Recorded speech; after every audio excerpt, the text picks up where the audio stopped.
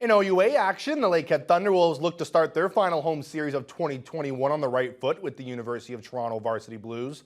Now, U of T have gotten out to a sluggish 0-2 start, but earlier this week, T-Wolves head coach Andrew Wilkins said this is not a team we can take lightly. And from the Gardens, well, Kurt Black will show you why.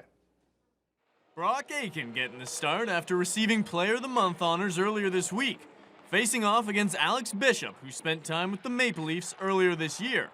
Over 1,800 in attendance at the Gardens for this one, and it would start well for the T-Wolves. 3 minutes in, Kevin Stiles finishes off a pretty passing play in front as Lakehead opened the scoring on the power play.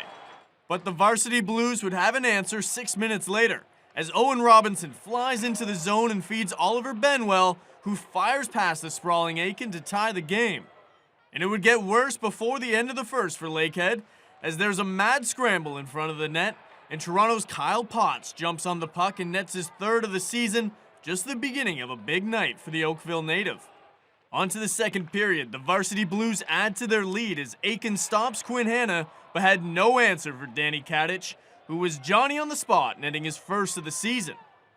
Then just 50 seconds later, Kevin Stiles would give the home crowd some hope as he makes a slick move past the defender before firing a backhander past Bishop, cutting the deficit in half with his third of the campaign.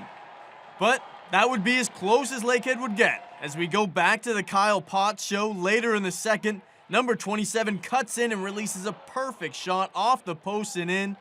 And then just 2 minutes later, it's Potts again, this time on the power play as his shot just trickles through Aiken, completing the hat trick.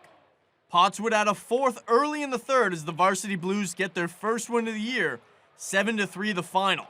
Thunderwolves will certainly be looking for a bounce-back performance Saturday night back at the Gardens. Kurt Black, TBT Sports.